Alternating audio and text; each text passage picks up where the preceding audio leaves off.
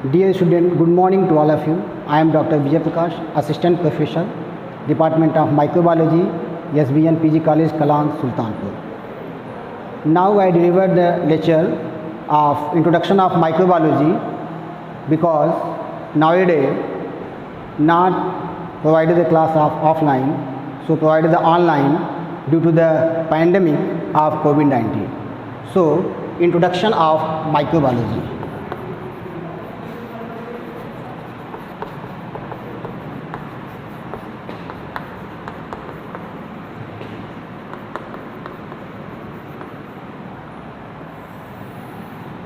जैसा कि इंट्रोडक्शन परिचय आप लोग जानते हैं कि microbiology also is the branch of science. ये भी साइंस की ब्रांच है जिसमें आपको इसकी ओरिजिन जो हुई है ऑलरेडी साइंस से हुई है। आप जानते हो कि साइंस से आपका जूलॉजी, बॉटनी, केमिस्ट्री, उसी chemistry of genetics, cell biology and other also for developed the microbiology, origin of microbiology for the science. So microbiology, micro means होता है little or small, that is not seen by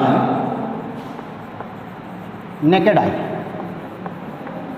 means हमारी आँखें minimum millimetre तक देख सकती है, यदि उससे छोटा हमारी आंखें नहीं देख सकती, इसलिए उसको देखने के लिए हमको माइक्रोस्कोप की जरूरत होती है।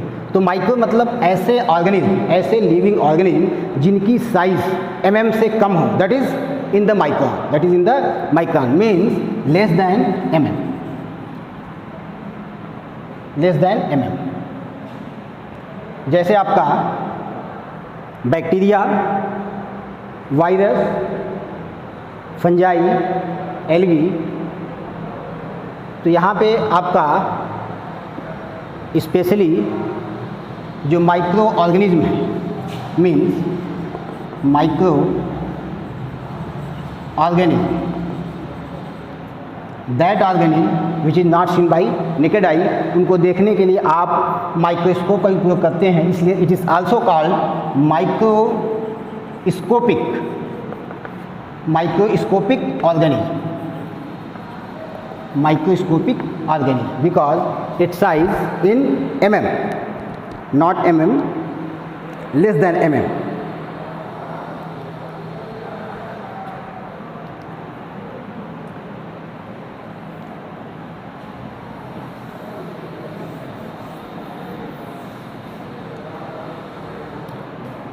नेक्स्ट आपका है logy.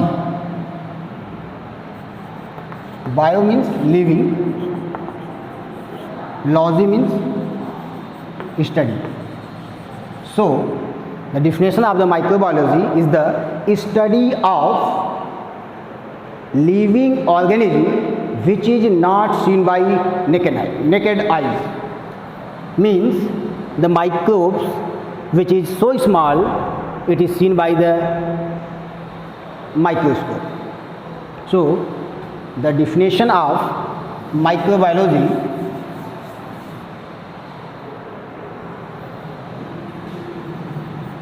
it is a branch of science which deals with the study of living organism that are cellular, acellular, too small to see clearly by unaided eye. So here unaided means नग्न आँखों से आप नहीं देख सकते, that is use of some instrument that is microscope. आप microscope की सहायता से इसको आप देख सकते हो। तो यहाँ पे आपका micro means little small, that is not seen by naked eye, less than in micron, nanometer. Bio means living, logy means study. So ये माइक्रोबायोलॉजी ब्रांच की science, branch of science, science की ब्रांच है जिसमें हम study करते हैं ऐसे living organism का जो सेलुलर हों या एसेलुलर हों और इतने छोटे हैं कि जो हमारी आंखों से नहीं दिखते, उनको देखने के लिए हम माइक्रोस्कोप का उपयोग करते हैं। ठीक, अब आपका यहाँ पे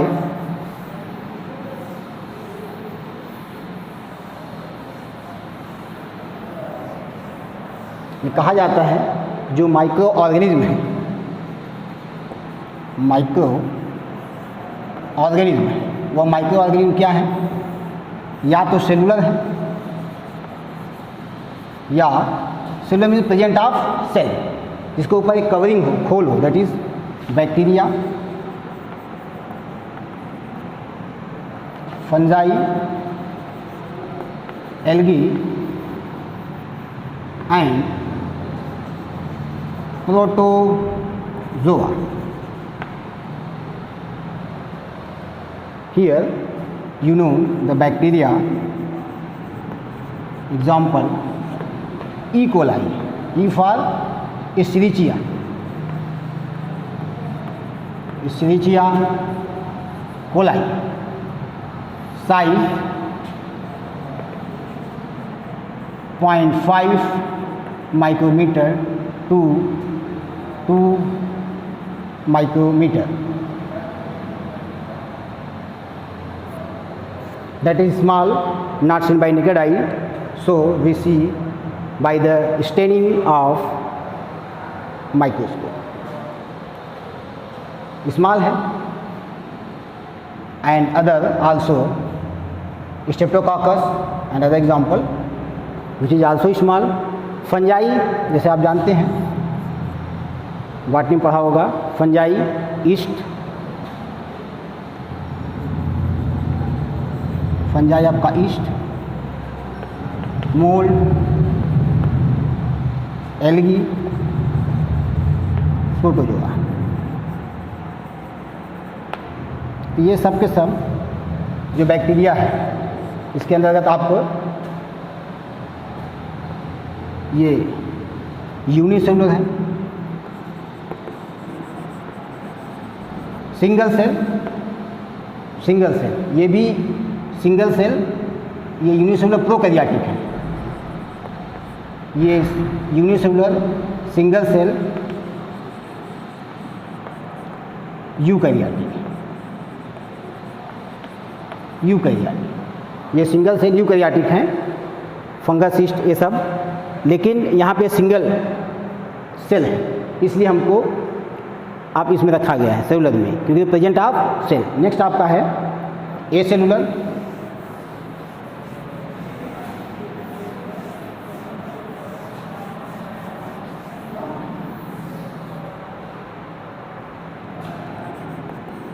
ए cellular means absent of cell wall या कवरिंग, खोल जिसमें ना हो। आपका वायरस ए सेलुलर की तरह बिहेव करता है, कैप्सिड हो, इसमें कैप्सिड होता है, वायरोइड्स, प्रियॉन्स। जैसा कि आप वायरस जानते हो, आज के समय में पैंडेमिक का दौर चल रहा है, कोरोना वायरस, आप जानते हो कोरोना वायरस, जिसको इसके पहले भी देखा गया, का नाम है SARS-2, means severe acute respiratory syndrome. जो डिजीज़ है कोरोना वायरस 2, SARS 2004 में भी आया था, उसी का एक दूसरा रूप है MERS,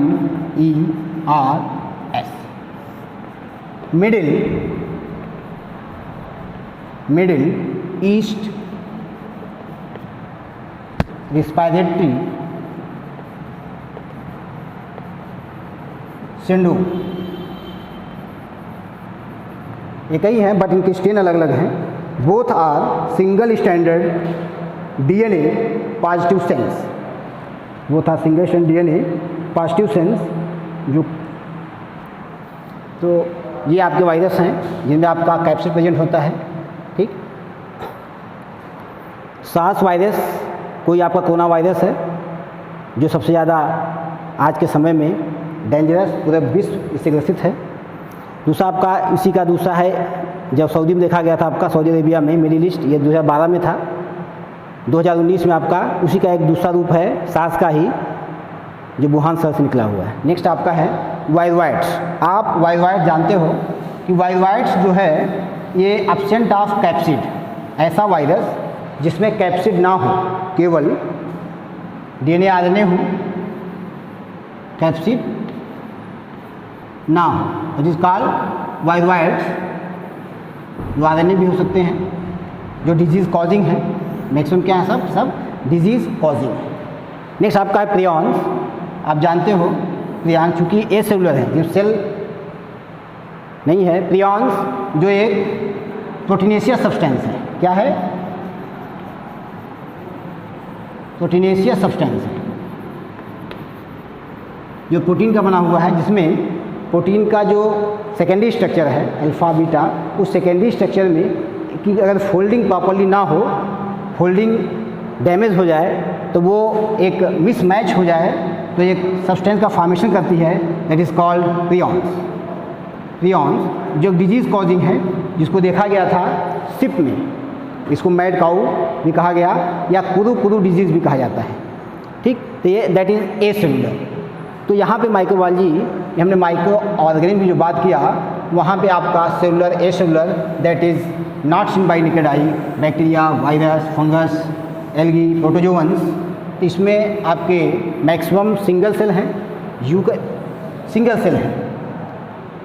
वो सिंगल सेल में आपका प्रोकैरियोट्स भी है और कुछ यूकैरियोट्स भी हैं। जैसे हमने बताया, यूकैरियोट्स में आपका फंगस है, कुछ एल्गी है, प्रोटोजोअन्स हैं, अमीबा, पैरामीशियम, ईस्ट मोल्ड, ये सब क्या हैं, सिंगल सेल हैं, यूकैरियोटिक है, इसलिए इसमें रखा गया है। तो आपका ये कहा गया father of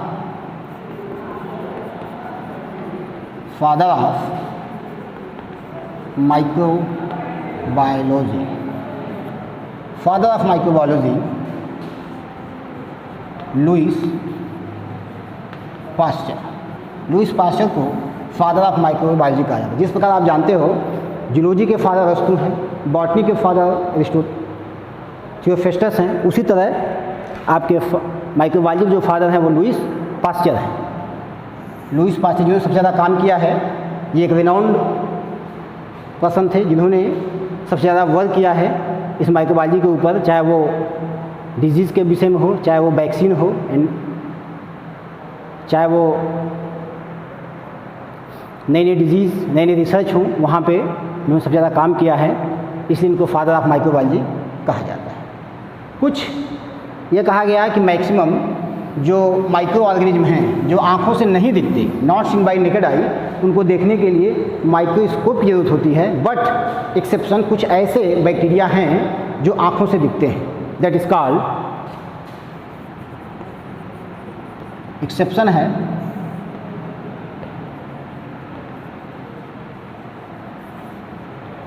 micro organism seen by naked eye. पहला आपका है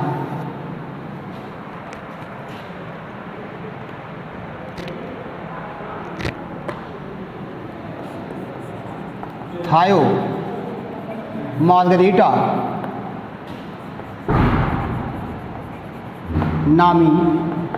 नामीबियंसिस।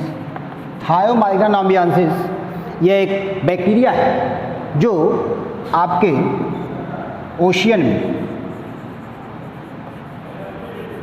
सेडिमेंटेड बेसमेंट में पाए जाते हैं। ये गुच्छे के फॉर्म में होते हैं, मोती जैसे चमकते हैं। इनकी साइज़ आपकी स्पेशली जो साइज है वो 1 मिलीमीटर से 0.3 मिलीमीटर में, मतलब कि ये 100 माइक्रोमीटर से 300 माइक्रोमीटर तक होते हैं। ठीक, डायमीटर है इनका स्पेशली। तो ये एक्सेप्शन है कि ऐसे बैक्टीरिया भी हैं जो आँखों से भी दिखते हैं। थायोमार्गरिटा नामीबियासिस जो आपका नामीबिया में पाया जाता है, नामीबिया में देखा गया है, समुद्र के सबसे निचले सतह पे पाए जाते हैं। ये मोती के गुच्छे की तरह होते हैं, ग्राम निगेटिव हैं। क्या है ये? ग्राम निगेटिव है। ये आपको जब स्टेनिंग किया जाएगा बताया जाएगा। ग्राम निगेटिव हैं और ये आँखों से दिखते हैं। तो ये एक्सेप्शन हो गया। दूसरा एक और बैक्टीरिया है,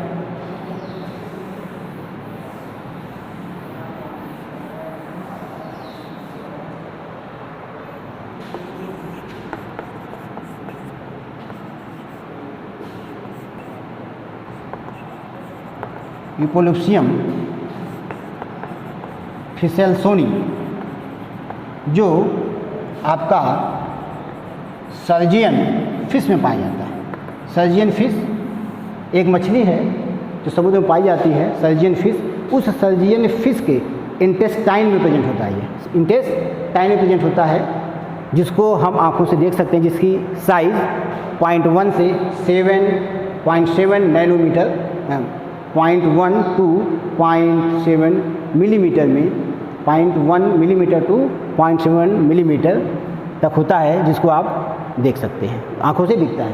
तो ये एक्सेप्शन हुए कुछ, इनको हम आँखों से देख सकते हैं। तो जनरली जितने भी माइक्रोब्स हैं वो आँखों से नहीं दिखते, नॉट सीन बाय नेकेड आई। उनको देखने के लिए हम माइक्रोस्कोप का उपयोग करते हैं। और ये कहा गया है कि जो माइक्रोब्स हैं ये यूनिवर्सल हैं, ऑमनीप्रेजेंट या हर जगह सर्वव्यापी हैं, हर जगह प्रेजेंट हैं। ये all environment, present in all environment, आपको हर जगह मिलेंगे अलग अलग रूप में। कुछ लो टेम्परेचर पे, कुछ हाई टेम्परेचर पे, कुछ एकदम हाई टेम्परेचर पे।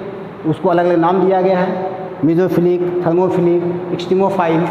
ठीक, तो ये जो माइक्रोब्स हैं आपका, जो बैक्टीरिया और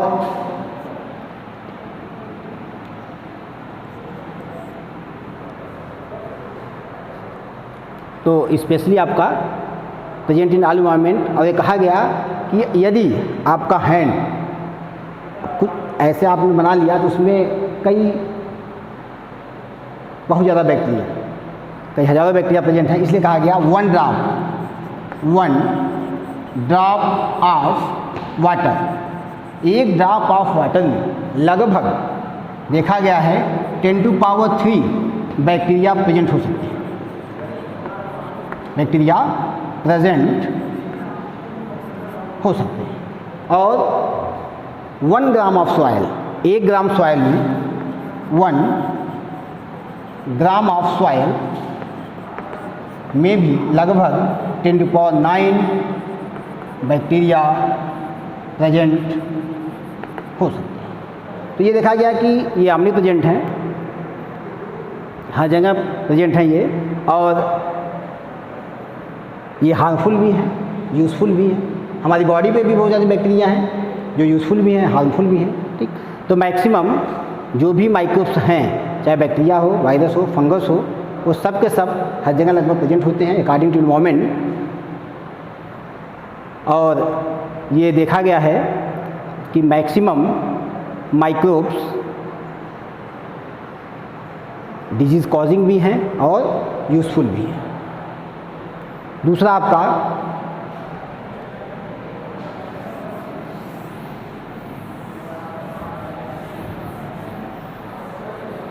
माइक्रोबायोलॉजी में कहा गया कि ये जो ऐसे माइक्रोब्स जिनको आप देखने के लिए माइक्रोस्कोप का उपयोग करते हो, तो इसी हिसाब से माइक्रोबायोलॉजी को आपका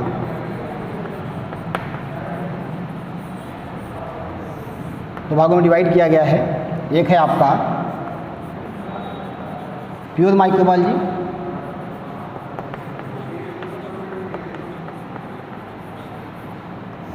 दूसरा आपका है applied microbiology. Applied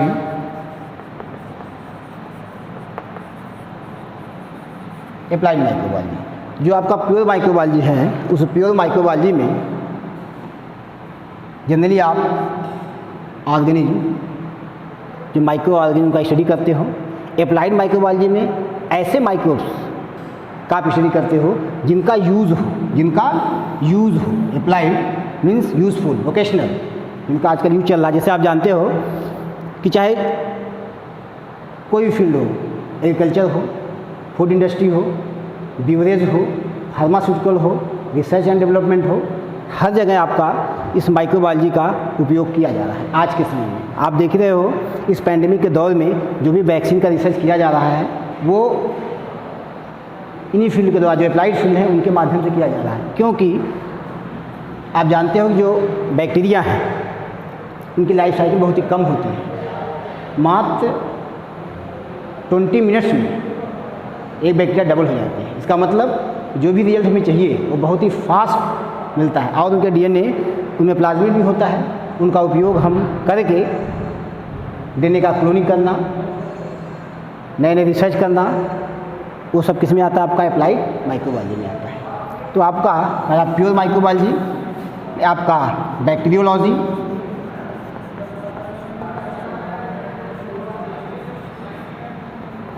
virology,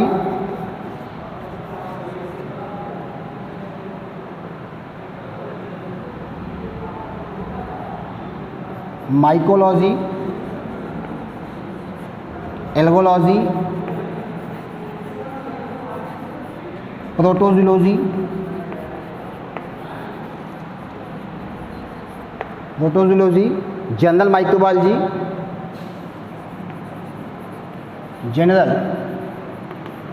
microbiology,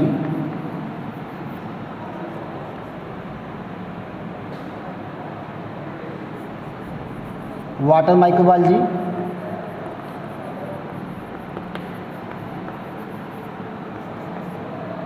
etc. और भी हैं। तो यहाँ पे आप जानते हो bacteriology, the study of bacteria are called bacteriology. जो बैक्टीरियोलॉजी के फादर हैं वो एंटोनी वॉन लुवेनहॉक है, जिन्होंने सबसे पहले बैक्टीरिया को देखा एज ए एनिमल क्यूज नाम दिया था। स्मॉल माइक्रोब्स थे, एनिमल क्यूज नाम दिया था। दूसरा virology, the study of virus, चाहे वो बैक्टीरियोफेज हो, T1 T2, चाहे वो आपका कौन वायरस हो, HIV वायरस हो, प्लांट वायरस हो, उन सब का स्टडी करना कहलाता है virology. Mycology, the study of fungi, yeast, mould, aspergillus, जितने भी हैं उनका स्टडी करना माइकोलॉजी कहलाता है। Algology, the study of algae, जानते हो photosynthetic organism. Protozoology, the study of single cell, eukaryotic single cells, specially आपका जैसे अमीबा, पैरामीशियम, यूग्लिना, जिनमें ये कहा गया है कि एंटोनी वॉन लुवेनहॉक जो फादर हैं वो बैक्टीरियोलॉजी के भी हैं और प्रोटोजोलॉजी के भी हैं। और जनरल माइक्रोबायोलॉजी मतलब जिसमें आपका जनरल जो स्टडी की जाती है, जिनका स्कोप या फिर जिनका यूज़ अप्लाइड से कम हो। मीन्स प्योर माइक्रोबायोलॉजी में यदि एक्सपेरिमेंटली देखा जाए तो 30 to 40% एक्सपेरिमेंट है, 60 to 70% थियरी है। बट अगर ये अप्लाइड माइक्रोबायोलॉजी देखा जाए तो उसमें 60 to 70% प्रैक्टिकल हैं, 30 to 40% आपके थियरी है। तो इस तरह से वाटर में present maximum microbes, arrow microbiology, air में प्रेजेंट मैक्सिमम माइक्रोब्स, उन सबका अध्ययन कहलाता है आपका एरो माइक्रोबायोलॉजी। वाटर में वाटर माइक्रोबायोलॉजी और जनरल माइक्रोबायोलॉजी सबका अध्ययन किया जाता है। दूसरा आपका है एप्लाइड माइक्रोबायोलॉजी।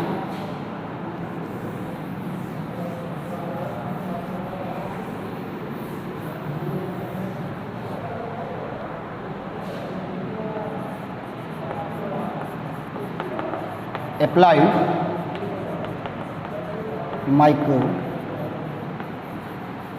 माइक्रोबायोलॉजी। इस अप्लाइड माइक्रोबायोलॉजी में आप अध्ययन करते हो,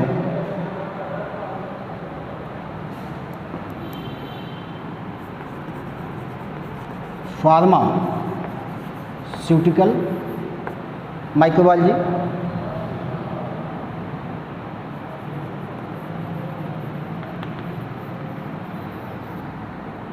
industrial microbiology,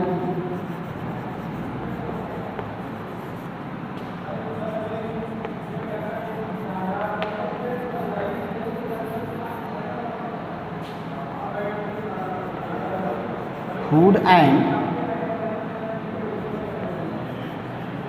agriculture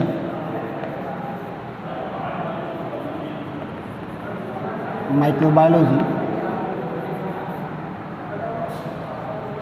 immunology,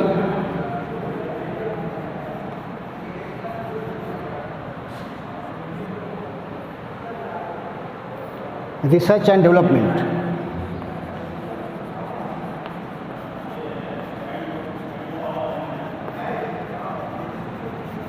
R&D sector.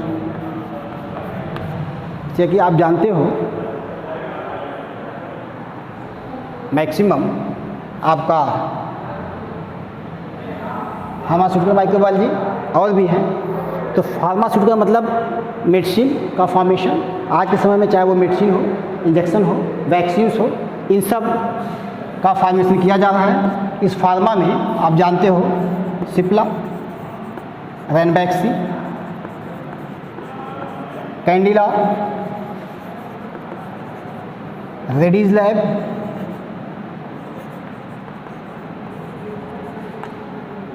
और भी कंपनियां हैं। आपने नाम सुना है भारत बायोटेक,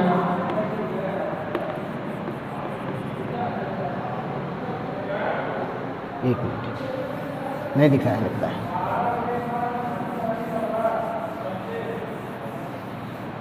इस फार्मास्यूटिकल में आपका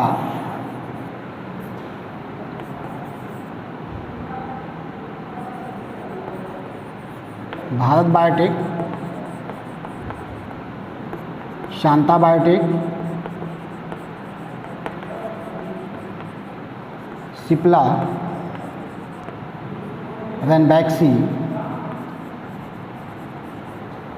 कैंडिला,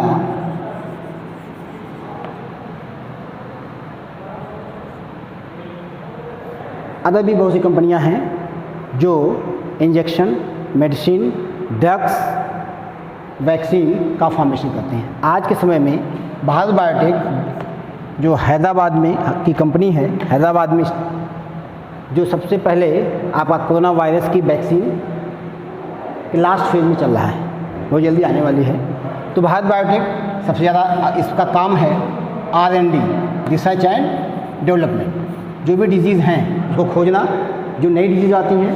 क्योंकि अगर हम स्कोप की बात करें तो माइक्रोबायोलॉजी एक ऐसा सब्जेक्ट है जिसका स्कोप या जिसकी का कैरियर हमेशा बढ़ता ही जा रहा है। तो न तो डिजीज़ ख़त्म होगी, न तो स्कोप ख़त्म होगा। डिजीज़, नई नई डिजीज़ आती रहेंगी, नए नए रिसर्च होते रहेंगे और नए नई फील्ड डेवलप होते, तो नए नए लोग जरूरत भी पड़ेगी। इसलिए अगर कैरियर की बात किया जाए, जॉब की बात किया जाए, स्कोप की बात किया जाए, तो सबसे ज़्यादा आज के समय, चाहे वो UG का बच्चा हो या PG का बच्चा हो, उसको हर लेवल पे, सपोज दैट कोई कंपनी है, सिप्ला है, चाहे फूड की कंपनी हो, आपकी फूड की कंपनियां हैं मैक्सिमम, उस सब में आपका जो प्रोडक्शन होता है वहाँ पे आप ऑनलाइन प्रोडक्शन QC का काम कर सकते हो।